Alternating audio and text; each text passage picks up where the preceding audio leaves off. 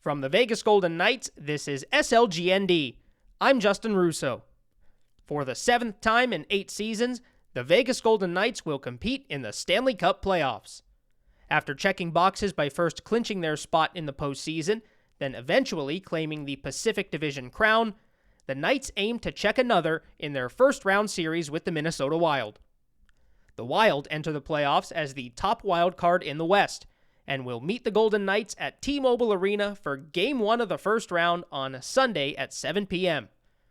It is the best time of the season, and there are certainly plenty of storylines to discuss ahead of puck drop for the series opener. So let's just jump right into it. Here is Dave, Shane, Dan, and Gary with an SLGND playoff preview. And here we go, playoff edition of SLGND. The Golden Knights getting ready for their first round matchup with the Minnesota Wild. Dave, Shane, Dan, Gary, all present and accounted for. Physically, mentally, that's always another challenge for this group. So here we go. It's a long regular season, guys, to say the least. But for the Golden Knights, they've been able to push forward again and make their way into the Stanley Cup playoffs and do it in style. They win 50 games again for the third time in team history. As you look at this, and we'll start off, Shane, with you, at Minnesota in the first round, the Golden Knights did a lot of good during the regular season. Obviously, a 110-point team, a division title. What has to carry over from that regular season into the playoffs for them to have success? Well, I think their willingness to correct from last season, right? It's always about adjustment. They felt they kind of backed in the playoffs, didn't give themselves, there's no easy path. So their goal was to come in and have home ice, do what they can. They win the Pacific Division. And I think it's what's always made them successful, their depth, your ability to roll 4 lines, 60 goaltender, the way they built this team, how strong they are down the middles. And then you look at the games, Bruce Cassidy, this is a team that's got a lot of skill to it, but when they play the right way, when they stick to their structure, that has been key for them. And they're going to need to do it. And this is the time of year where everything cranks up, every moment's magnified, every turnover means so much more, or smart puck decision means more, and it's the details.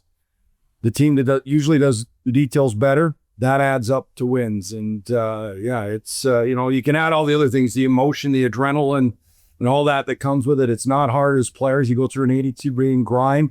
There's games you just don't want to show up for, but that's about being a pro and getting yourself ready. And once you're in the game, it comes along. Now this time of year, nothing. And this is what it's all about for me. I love this time of year.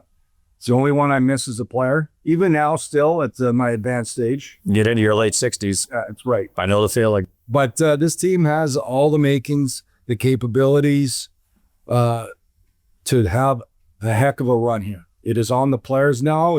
We'll talk about what they need to do. It's going to be them on executing. Interesting, Gary, that Bruce Cassidy said it last week, and he also mentioned it leading up to the series. And hey, look, we get it. There's so much hype and anticipation for that first game. But he thinks the series really gets going after game 1. There's a fine line between overloading your team with too much information. Well, go back to when the year they won the Stanley Cup, Mark Stone had been injured and Jack Eichel had never played in the playoff game. They both said after game 1 we were awful. Well, they were pretty good the rest of the way after that, they were pretty good. So I think game 1 can be potentially a bit of a throwaway. Shane touched on puck management a little bit for me, and I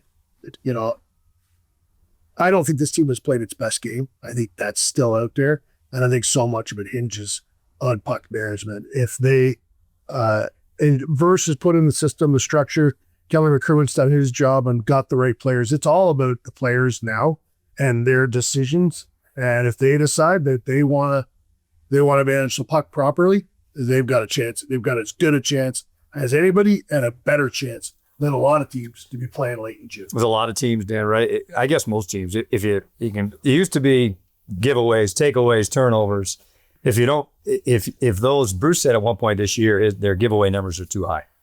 Well, now you've got, if that happens in a game in February, well, you lose the game in February. This could cost you an entire series if they're not careful. Right. Yeah, for sure. And I'm thinking back to a phrase that Mark Stone used this morning when he was asked, hey, you guys are healthy, but the team was healthy to start the playoffs last year. Yeah, but they weren't dialed in.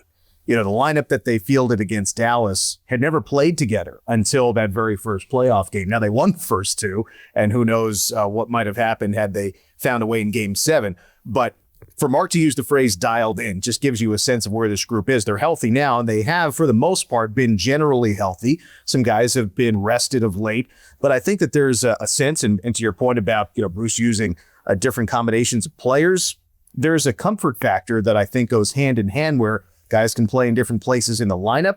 It might not start this way, but if we have to switch to this, that'll work.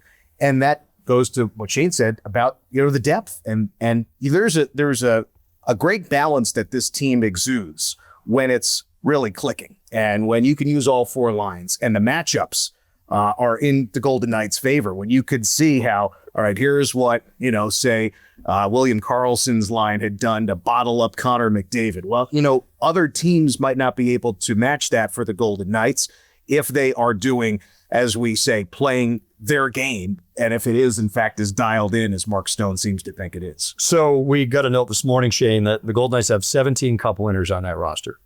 And they've got a coaching staff that's Bruce has one, John Stevens has more than one, obviously. And we asked Bruce that this morning. How much does it matter? And he thought over the course of a long series, it can certainly help keep you at an even keel. That if you lose one game, it's not the end of the world. It can be, and often is, a long grind to get where you want to go. Yeah, it's not a lock, right? But it's an advantage. I think, Flyers, as you say, you still got to go and play. There's a lot of good teams. There's a lot of experience throughout the league. They have an experienced group, and it helps in certain moments, whether in game or in series, that you've been there and you can rely on experience. And you can say, okay, this is how we need to handle it. Sometimes maybe it's judging the temperature. Okay, we need to just calm down here. Or whether it's, we need a kick in the ass. I think they understand that. They know how hard of a grind it is to reach that final goal. So, you're not over, like I said, game 1. You're not losing your mind after game 1. You're understanding. That's where experience can be a big factor. And I think it's important in game because there are momentum shifts. There's always momentum shifts throughout the year, but we said, they're much more powerful in playoffs and the ability, if you give it up, to try and grab hold of it again. And this is an experienced group. This is a talented group. This is a deep group. And if they play the right way, and I think Gary said they have as good a chance as any and better than most, but still a long way to go. Minnesota, Gary, we did a little playoff preview, Shane and I and Ashley on the road once we knew that they were going to play Minnesota. And kind of talked about, the Wild this year, and every team deals with injuries. But long-term, right, Kaprizov, Eriksson Ek, Brodin, Spurgeon, Middleton, you can go right on down the line. Key guys on their team that missed. Now, they got them all back late, right? It reminds me a little bit of the Golden Knights last year. They tried to get everyone back together, and it worked for a little while, then it didn't work. I wonder if there's a residual effect here for the Wild. I think there probably almost certainly is. Listen, I won't mix words. Vegas is a lot better than Minnesota. Minnesota's got a wild card in Kirill Kaprizov. He could be a difference maker in a series. He's going to get his points. You can't let him run wild. I think, but Vegas is deeper. The blue line is better. They're better at center. I think they're better in net as well. Vegas plays the right way, and this might not even be much of a series. Kaprizov should scare everybody, including the Golden Knights. He's a real different player. Dan, we talked about Bruce Cassidy uses one of the interviews with you recently. He said it wasn't mind-boggling, maybe baffling about the lack of power plays for his team. Yeah. And I know you've got some numbers there, just in terms of lack of power plays, but also they're the most disciplined team in the league, and that's by a long shot. By a long way. We're not just talking about this season, though. Look at the bigger picture and this season. There are 3 teams that broke the previous record for fewest power play opportunities, and another 3 teams that broke the record for fewest times shorthanded. Golden Knights were in both of those categories. The takeaway here is that the Knights played a lot of 5-on-5 hockey, which is good, as Bruce Cassidy talked about this morning. The Knights are very good at 5-on-5. But since you brought it up, David, the record for fewest power play opportunities This is going back to 1977-78, since they started tracking it. The record was set that year. The Atlanta Flames had 191 power play opportunities. This year, 3 teams had fewer than that. Chicago 189, Vegas 187, Columbus 185. Look at the other side of things. Record for fewest time shorthanded, staying out of the penalty box. The record was the Calgary Flames in 2014-15, so more recent. That record was 186 times shorthanded. Again, 3 teams broke that record. Detroit, 184. The Islanders at 180. Vegas at 169. So when players say, hey, we got to stay out of the box, Vegas did that better than any team in history. Well, there you go. So how does that translate into the Stanley Cup playoffs? It was interesting when Bruce was asked about it today. I had brought it up with him in a recent interview as well. Early in the playoffs, and Jay, you could speak to this, how it might be officiated. There is extra intensity. Maybe there are more penalties early in the playoffs, but later in the playoffs, perhaps there are fewer. How do you see that? Well, they're a disciplined team. They understand the way they need to play. But yeah, playoffs is different. There's sometimes an adjustment, but players understand that. This is where, you got to be in controlled emotion, we'll call it. Because you carry so much of that into a playoff game that can maybe lead to a few more calls early on. But players will always adjust. The officials will adjust as series goes on and as playoffs go on. So, yeah, incredible what they've always been a disciplined team. Numbers across the league were down for power plays overall, and Vegas was still just the best at it, but it was at an astronomical number on both sides. It's tough for me to explain. I don't think there's a rhyme or reason either than they're a disciplined club that plays the right way, doesn't take a lot of penalties, and why they didn't get more power plays, I'll never be able to explain that. Yeah, well, I'll give you one more frame on this. Vegas power play was outstanding this year, second in the league, and the 12th best power play percentage in NHL history. 12th best power play percentage. But the raw number of power play goals, just not the percentage, the raw number of goals, given how many chances they had. Guess where they rank all time?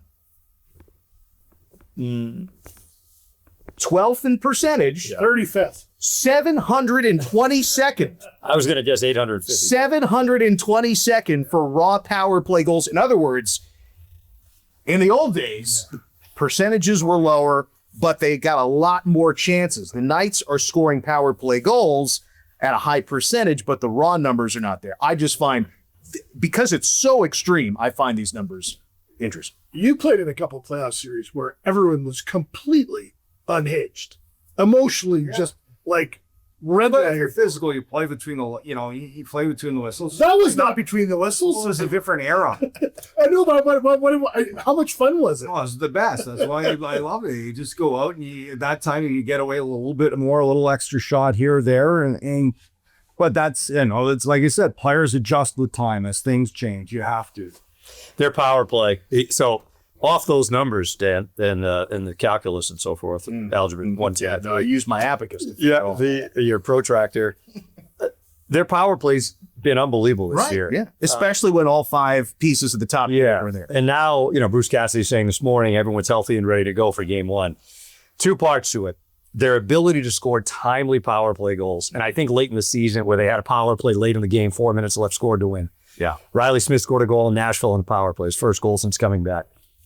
A, that piece of it, and B, I want to see what Pavel Dorofeyev was able to do in the playoffs. Mm-hmm. And he's tied to that power play, but not just the power play, big time. And he's, in terms of a young star in the league, I mean, he's had a fantastic, but could this be even more of a coming out party for him this year? Yeah, well, it seemed to me, it's when Jacob Trouba held over the head last year, it was awful for him.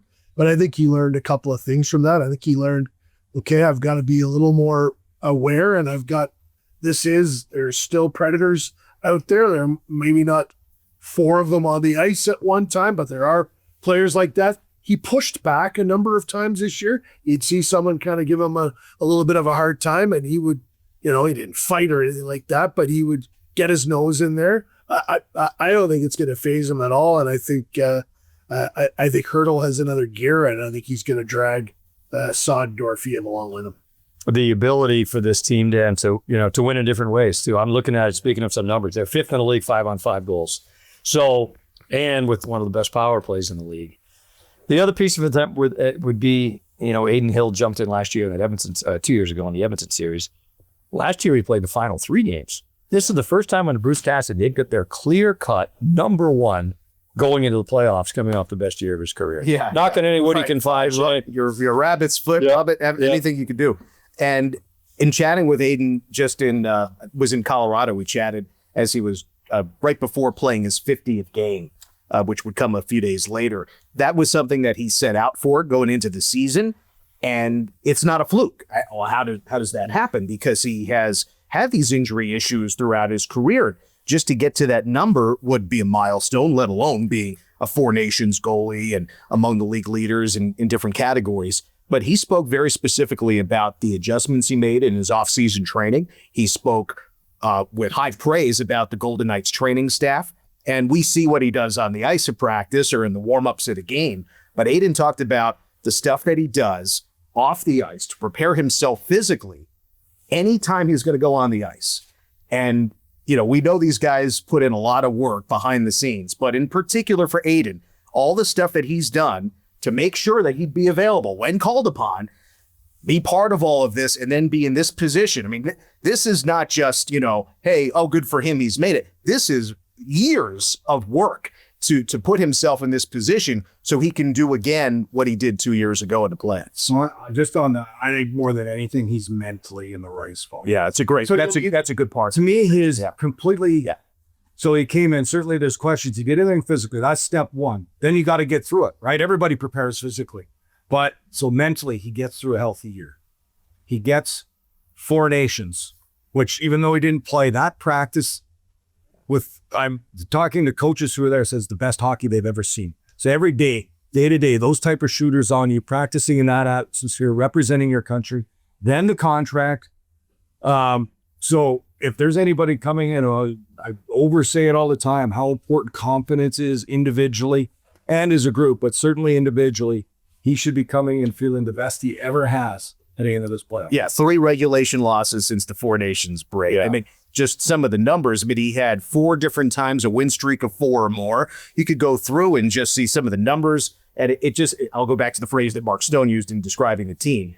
Aiden Hill, on a far more consistent basis, from our eyes, has looked dialed in. The ability for him to remain healthy, he said after the end of last season, he was mentally exhausted. Yeah. Mentally exhausted. And that was only 1 round. And that was only, yeah. It's just, but for him, and I think, from dealing with injury and just kind of not knowing, he missed last year, 3 different stints. This year's been a complete 180 for him. I want to touch on a couple of these other series, guys. Before that, though, let's just go around the horn. Gary, I'll start with you. If the Golden Knights are going to win, X has to happen. If it does not go their way, what will happen? They have to manage the puck. And if they manage the puck, we'll be doing one of these in June. And if they don't manage the puck, Minnesota's capable of beating anybody that's left in a 4-game series if you don't play the right way. Damn. I'll go right back to what we were just talking about, Aiden Hill. If Aiden Hill is the goalie that we have seen for the most part this year, appearing in those 50 games, I think that is Vegas has better goaltending. And if he is the dialed-in goalie we've come to see, I think that ensures Vegas gets to the next round. Oh, certainly. And there's so many things. I had Kelly McCrimmon said best, to win the Stanley Cup, you need a lot of things to go your way. Some of those are in your control. Some are health. They're balance here or there. Overtime, you need a lot of things to go your way, but certainly having the right mindset, executing the game plan, playing the right way, give you a much better chance. Yeah, you need a little luck to go your way sometimes, right? It's easy to forget sometimes that Winnipeg series 2 years ago, Michael Amadio scores in double overtime. They win the first 2 games of the conference final in overtime, right? It's the line, especially I think as you get deeper, is so thin, that line between winning and losing. What are some of these other series that jump off the page at you the most, Shane? For me, it's the Battle of Ontario. Toronto, Iowa, having been part of 2 of those and on the wrong end. So I'm hoping the Senators can take it this year. But I just know how emotionally charged those series were with the real hatred in the province of Ontario. It's not Boston, Montreal, which I was fortunate enough playing because the history there, but it was very similar in that. But I think that every series, because there's no guarantees, there's so much parity. I think, to me, the Golden Knights might be the one I'd pick the favorite, the easiest out of all these series. And then maybe Washington against Montreal. I'll run through it. Like Tampa, Florida, I don't know who's going to win that. Yeah. Colorado, Dallas, although Dallas did their best down the stretch to make sure they might not be. Yeah. I heard somebody say last night. LA and Winnipeg, everybody, or LA and Edmonton, excuse me, like the Oilers, big type series. LA is a different team. Yeah. I heard somebody say last night that people out west, they just figure it's going to be Edmonton or Dallas, Colorado that wins the West. Now thinking, they post the standings every day. Right, and watching the You can go on the YouTube and look at that. exactly what's going on. What like? It's like Bruce Cassidy Holy smokes! said when Vegas beat Dallas. He looked at me, he goes, how come Dallas is a wagon? How come Edmonton's a wagon? Why aren't we a wagon? Well, wait a while. You'll be a wagon again. Right. Yeah. I have to go back to the Battle of Ontario for a second. We wake up in Vancouver the other day, and shockingly enough, I turned my phone on. No. The sun rises in the east. And there's Shane Knighty running around, and the clip starts, and Shane is going. He goes through the screen, and I don't know where he's going, and then at the end of it, it's him and Darcy Tucker right in front of the two benches. Like, it's one thing to fight, out at center ice or whatever. When you're that Well, close, he was fighting someone on the bench first. It was a whole, that's It was not great. working normal. Yeah, it was wild. It was. I was at one of those games. The one when Pat Quinn accused, I think it was Chris Neal. He accused Chris Neal of spitting on him, and then the reporters ran from the Leafs dressing room over to the Ottawa dressing room, and they said to Chris, "Hey, Pat Quinn says you spit on him," and then he goes, "I didn't spit on him. That was one magic loogie." That was the great line from the Seinfeld. Anyways, Fed's in the Yanks in Toronto now. And if it doesn't go, first off, great to see Ottawa back for the first time in 8 years, right? But secondly, look, we've all been at this a long time. There is no city where the microscope is finer and hotter than that city.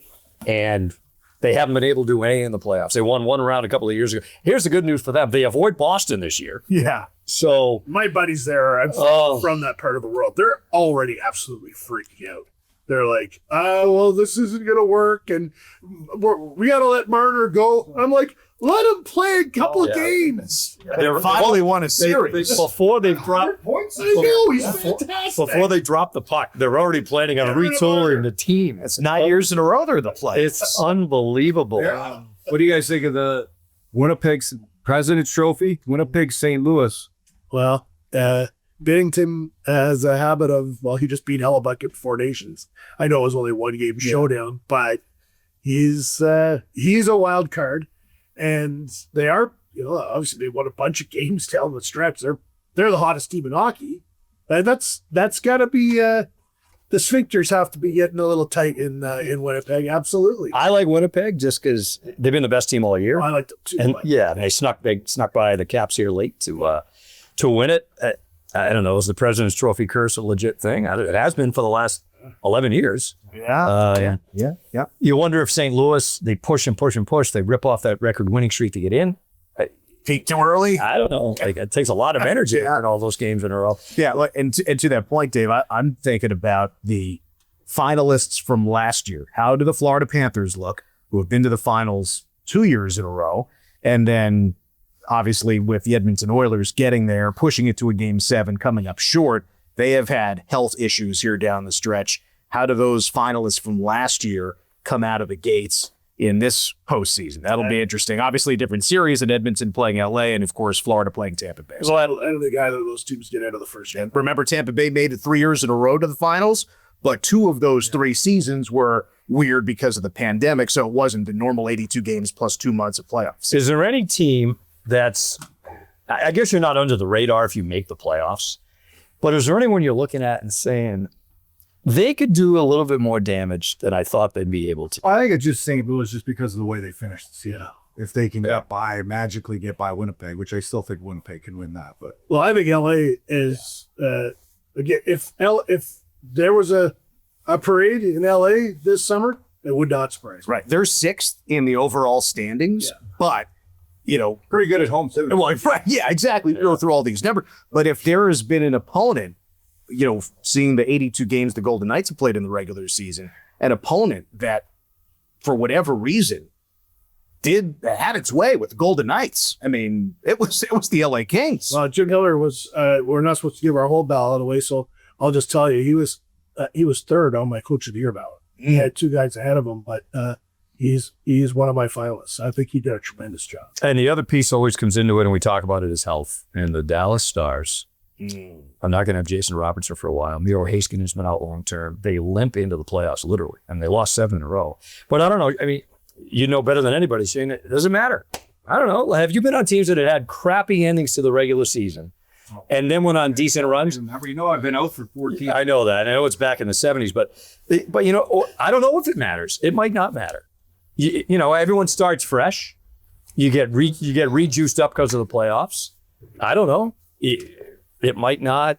I have Colorado winning that series. Yeah, I do too. But I agree. I think what matters is, you get to playoffs, you start, and Bruce maybe said it best, game 1, win or lose that one, you don't take a lot away other than your opponent a little bit more. You obviously want to win it. Yeah. But as opposed to the regular season, I think it's just a matter of maybe feeling a little more confident coming in if you've won or not. But I think mostly gets walked away. You know how I feel about the regular season. Mm-hmm. Like, Get through the regular season right now. Get through it. Just get through it. Here's the stats for regular season. I'm not going to Yeah, no, that does not matter anymore. it's history, not pride. Like, I know coming in, I've been an 8th seed coming in against a 1. Doesn't matter what happened. And we took Montreal to 7 games. We lost, but, those were Boston the first time they got in. Everybody that is there, the 16 team, every single one of them feels they have a chance to win the Stanley Cup. And then you weren't with Boston the first time they got in the playoffs. You were with Atlanta the first time they got in the playoffs. Oh, well, after they were crap for a bunch. Oh, okay. Yeah, well, they I see. started to become relevant again. Okay. Yeah. I just was He wasn't around in 19. I know. There's been some ageism going on here, and I just was trying to defend him a little bit. It's not that old. Yeah, and I guess that's my point, Shane. I don't know. I don't think it matters. Like, Dallas is stunk at the end of the regular season, but it does. I don't think when they drop the puck in game 1, who cares? Power play. Right. So you got to have a good power play. The Oilers, their power play. Boston, we had 11.2%. Yeah, wasn't good. And know that. And yeah, through like the the Montreal series, I don't think you guys scored a power play goal, but won the series. So, and here's my other thought on this too. It does come down to the regular season part of it. Like, Vegas went 3-0 against Minnesota. Am I right in saying, Dan, 2 years ago when Vegas beat Dallas in the West Final, did the Stars sweep the season series? I'm pretty sure that's right. That sounds. I think it is. So it doesn't really add up. One of those games could be in October. Like, really, what bearing does that have? When do you play them? Where on a schedule do you see? Everything's wiped away. Everything's wiped away right now. All that matters is game 1, and then after that, it's game 2. After that, it's game 3. When you were talking about that, how game 1 isn't that important? It's important. You think about the NBA. Everybody goes down 2-0 on the road. No one ever wins like that. It's so different, and there's never a panic when you're down 2-0. If you go 3-0, if you lose that first game on your own court or your own your own ball, wow, on your own rink because they're playing hockey. Holy I smokes. was just thinking about the series that the Golden Knights played against the Minnesota Wild 3 years ago, and that ended up going 7 games. Knights got shut out a couple times in that series. Yeah. By Cam Talbot. Like, that was back and forth. You didn't know. I mean, they had to come back here and win game 7 at home. I think the best, there's so many things that are great about this time of year, but the emotional swings in these series. Oh. I heard a coach say once, and I probably mentioned this before, when you win a game in the playoffs, you feel like you're never going to lose. And when you lose, you feel like you might not win again. And that is just how dramatic, but no matter how game 1, when it's over, right? Whether you lose in triple overtime or you could beat 5-1. It's the same. Loss is a loss. You flush it. You have to flush it pretty quick. So anyone want to make any, I don't want to go all the way down to June, but what do you think in this series? Do you have a Vegas in 5, Vegas in 6, Vegas in 9? 5. Yeah, I was going to say, I like Vegas in 5. Yeah. I hesitate to put a number on it, but I think I don't think it'll be a sweep. But at the same time, one of the closest, most dramatic series in Golden Knights history was a Vegas sweep of LA. That was about as close. Yeah. Every game was razor thin. It just so happened Vegas was on the winning side in each of those 4 games. And LA was excellent that year. They just happened to come up against a team that turned out to be the better goalie in that series, and Fleury over Jonathan Quick. So nothing surprises me anymore. I'll say 5 because I'm a chicken, but a sweep wouldn't surprise me. A sweep wouldn't surprise me.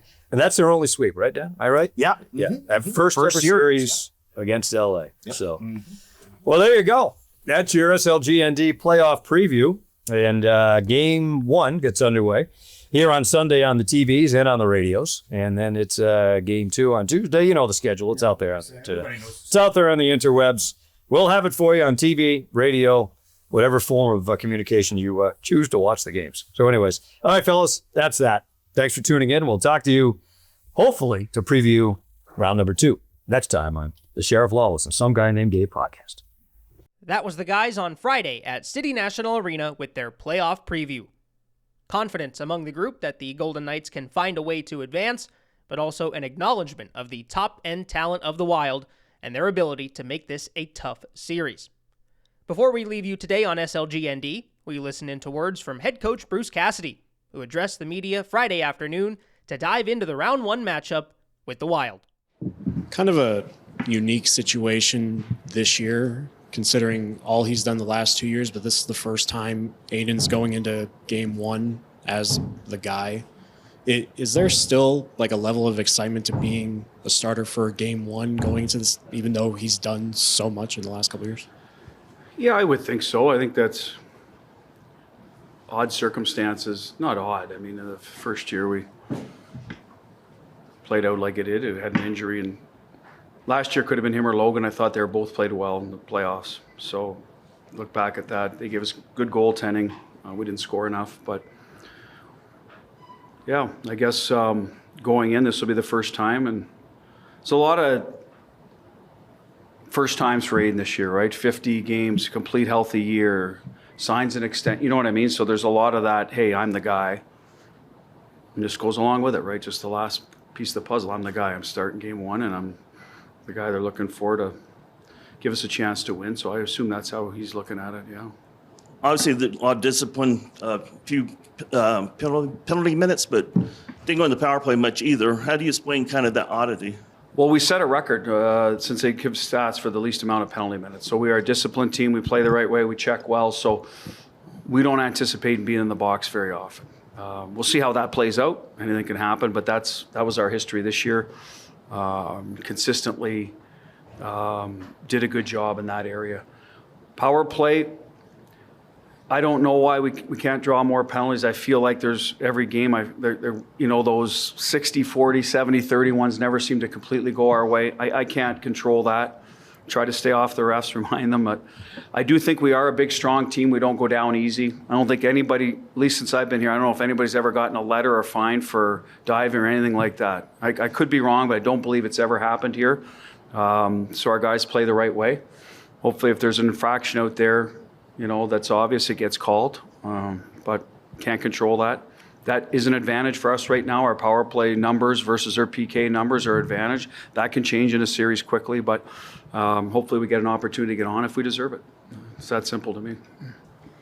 Going back to the lack of penalties being called on you guys, is there a bit of an advantage there going into the playoffs? Because we know that they generally don't call as many penalties in the playoffs as they do in the regular season, and you guys were really good in the limited opportunities that you had, taking advantage of them. So is there a bit of an advantage there for you guys? Well, I don't know how it'll play out. I mean, we like our special teams, even though our PK numbers weren't, the percentage number wasn't great. We liked the direction we're going and what we're giving up, how we're killing.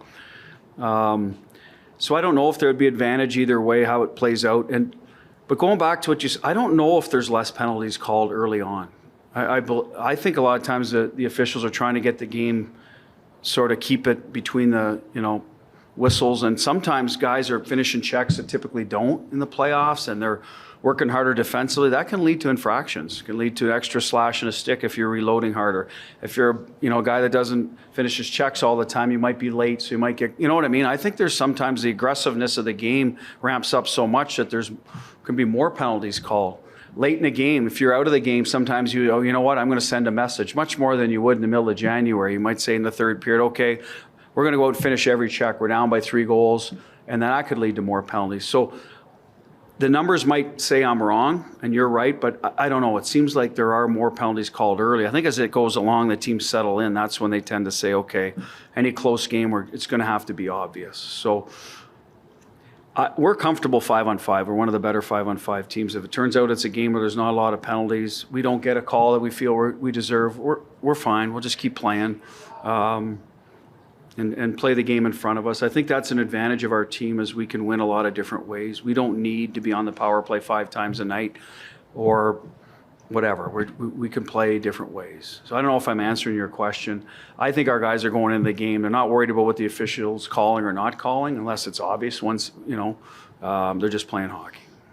What's the aspect of Minnesota's game you think they're best at, and how do you neutralize team what that defense? I think they're good at keeping the puck out of their net, and that usually a product of not allowing the rush game to get going. I think they're very good at suppressing rush chances and not giving you odd man rushes, easy opportunities. You're going to have to get inside. You're going to have to work, create your offense through O-zone play or half court, whatever you want to call it. Get on the power play. That's an advantage or an area you can score. They've given up some goals in the PK, but the rush game I think is they're really good at. So, and then they've got a good low to high game. Their D are good. They're mobile. They get their shots through, so they're good at rebounds, deflection type of thing in O-zone. Because they're not a high risk team. They tend not to have the rush game themselves, right? Because it's hard if your D aren't pressing a lot and committing to the rush on offense to defend it the other way. So that's the part of the game. It tends to be a little more half courtish. So forecheck's important. O-zone puck recoveries are going to be important for us. When we do get time and space in their zone, make sure our spacing's good. And if it opens up, then convert on the rush. I think that's how you'd open up the game against them. If you get a lead, sometimes you have to open up the game. And I don't know if that'd be an advantage us. They got good offensive players too. They're come back in the lineup, but I know we're good at it. Bruce, you have a lot of cup winners in that locker room and on the bench. How much does that mean going into a playoffs? Well, you can draw on your experiences. I think every year is a new year on their own. I think if experience was the be-all, end-all, teams would repeat way more often, right? That just would happen. And you got to get out there and play. So the experience will probably matter in critical moments. Maybe it's going sideways on you at home in a game and you're able to just relax. Hey, it's not the end of the world. Let's just play. You're not going to be perfect. Or in a series, if you get down a game, knowing that, hey, it's a long series, it can change in a hurry. Those are the things I think where being there before matters. But at the end of the day, to me, it's a team that plays the best and is hungry, right? I think before you win a cup, you are pretty hungry to get there. And we got to reclaim that feeling we had 2 years ago. The guys that were close but hadn't quite got there, a lot of them were the misfits from 18. And then there were guys from other organizations like myself that have been close, so know how hungry you were and how much you wanted it. And that's kind of what we have to reclaim is that part, because that needs to be equal to the other team, unless you're way better. And you come into the playoffs, I mean, it's 16 teams that are not that different. There's some that are obviously have advantages over others, but they're all good hockey teams. So that hunger and competitiveness has to be at the top of the list. You said, I think last week, going into a first game of a series, you can almost over-prepare. What is the fine line as a coaching staff to make sure the guys have enough info without overdoing it? Well, I brought it up today with these guys. I said, listen, we've done all the work, and okay, so this is what we're going to do today, and we're going to go on the ice, and we're going to practice our way. We're not going to throw in a bunch of new drills, a couple of things that could help against Minnesota's tendencies, but without having them stop and think too much. So we're going to give them information. How much is the right amount?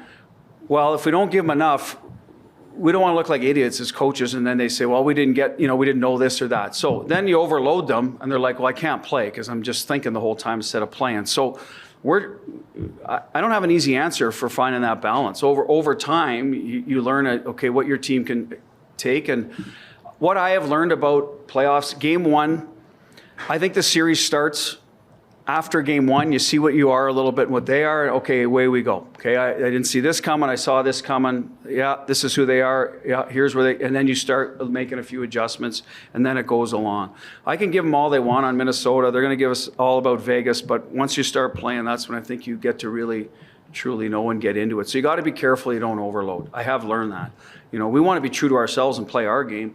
Hey, here's what Minnesota does well, but we're going to play our game, let them adjust us. That's not a bad mindset.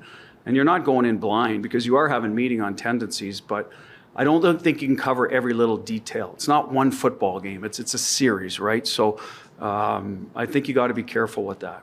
And then there's, hey, if you're a cerebral player, go see one of the coaches in your area and say, hey, I'd like a little more on Eriksson Ek.